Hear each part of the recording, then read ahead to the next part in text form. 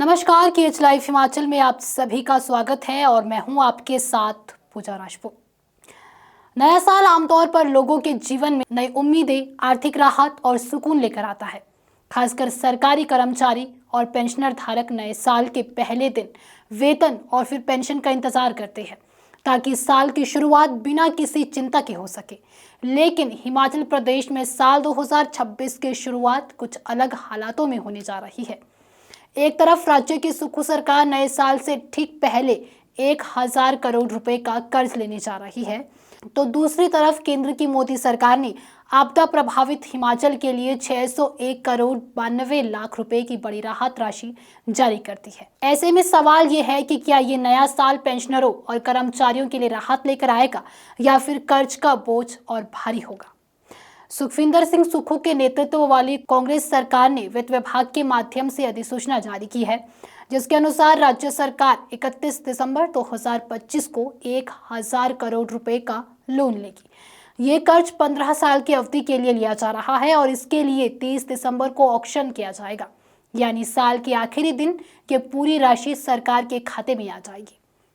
सरकारी कागजों में इस कर्ज का उद्देश्य विकास कार्य बताया गया है, लेकिन जब हम जमीनी सच्चाई देखते हैं तो तस्वीर कुछ और ही नजर आती है। दरअसल हिमाचल सरकार को हर महीने कर्मचारियों के वेतन और पेंशनरों की पेंशन के लिए लगभग 2000 करोड़ रुपए यानी 2000 करोड़ रुपए की जरूरत पड़ती है। ये खर्च अब सरकार की सबसे बड़ी आर्थिक चुनौती बन चुका है। नए साल से ओल्ड पेंशन स्कीम यानी ओपीएस का बोझ और बढ़ने वाला है। ओपीएस के तहत सरकार को पेंशनरों को जीवन भर तय पेंशन देनी होती है, जिसका पूरा वित्तीय भार राज्य सरकार पर आता है। यही कारण है कि सरकार के सामने सबसे बड़ा सवाल यह है कि हर महीने वेतन और पेंशन के लिए पैसा कहां से आएगा। यहीं से पेंशनरों के लिए राहत की उम्मीद भी जुड़ती है। अगर सरकार के पास समय पर संसाधन होंगे तो पेंशन समय पर मिलेगी, दवाइयों, घरेलू खर्च और जरूरी जरूरतों में कोई रुकावट नहीं आएगी। इस लिहाज से कर्ज लेकर सरकार यह संकेत जरूर दे रही है कि पेंशन और वेतन भुगतान में किसी तरह की देरी ना हो, लेकिन ये राहत कितनी स्थायी है, ये बड़ा सवाल बना हुआ है। अगर हम पिछले कुछ महीनों के कर्ज के आंकड़ों पर नजर डालें तो स्थिति और साफ हो जाती है।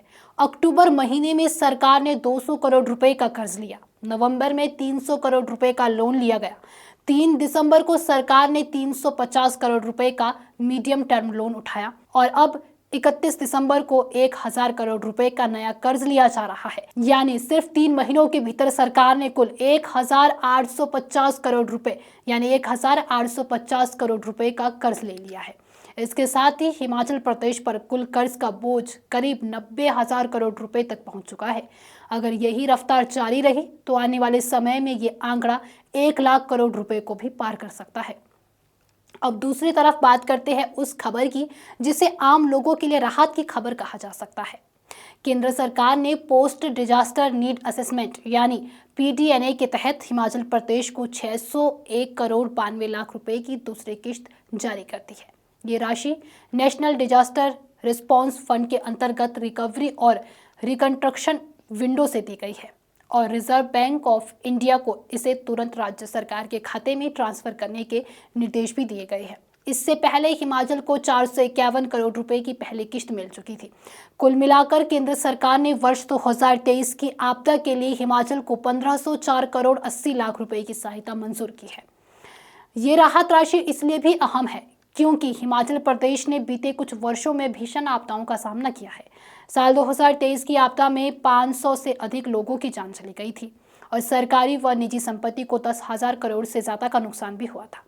वहीं साल 2025 में भी आपदा के दौरान 454 लोगों की मौत दर्ज की गई। इनमें से 190 मौतें मानसून सीजन के दौरान सड़क हादसों में हुई, जबकि बाढ़ और भूस्खलन से मंडी, कुल्लू, चंबा, कांगड़ा और फिर शिमला जैसे जिलों में भारी तबाही भी मची। ऐसे में केंद्र से आई ये राशि आपदा प्रभावित परिवारों के पुनर्वास के लिए बेहद जरूरी मानी जा रही है। अब यहाँ से असली राजनीतिक और आर्थिक विश्लेषण शुरू होता है। एक तरफ राज्य सरकार कर्ज लेकर अपने रोजमर्रा के खर्चे, वेतन और पेंशन का प्रबंध कर रही है, तो दूसरी तरफ केंद्र सरकार आपदा राहत के नाम पर बड़ी मदद दे रही है। मुख्यमंत्री सुखविंदर सिंह सुक्खू का कहना है कि राज्य सरकार ने अपने प्रयासों से 2600 करोड़ रुपए यानी 2600 करोड़ रुपए का अतिरिक्त राजस्व जुटाया है। वहीं विपक्षी दल भाजपा का आरोप है कि कांग्रेस सरकार ने कर्ज लेने के सारे रिकॉर्ड तोड़ दिए हैं और प्रदेश को आर्थिक संकट की ओर धकेल दिया है। सच्चाई ये है कि हिमाचल की आर्थिक स्थिति इस वक्त दो ध्रुवों के बीच खड़ी है। एक तरफ पेंशनरों और कर्मचारियों को राहत देना सरकार की मजबूरी है, तो दूसरी तरफ लगातार बढ़ता कर्ज भविष्य के लिए खतरे की घंटी भी है।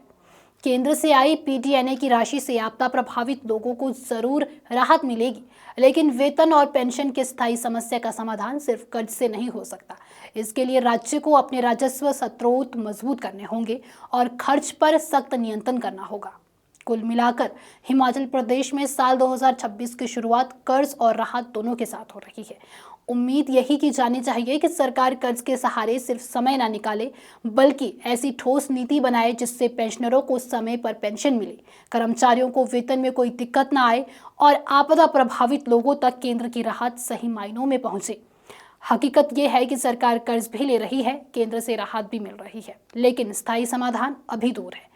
जब तक आय के स्रोत नहीं बढ़ेंगे, खर्च पर नियंत्रण नहीं होगा, तब तक हर नया साल उधार के साथ ही शुरू होगा। तो हिमाचल में एक तरफ कर्ज की चिंता और दूसरी तरफ आपदा राहत की उम्मीद। नया साल सवालों के साथ शुरू हो रहा है। क्या राहत लोगों तक पहुंचेगी या कर्ज का बोझ और भारी होगा? आप क्या सोचते हैं? हमें कमेंट करके जरूर बताएं। और अगर वीडियो पसंद आई हो तो वीडियो को लाइक, कमेंट, शेयर और हमारे फेसबुक पेज को फॉलो अवश्य करें। धन्यवाद।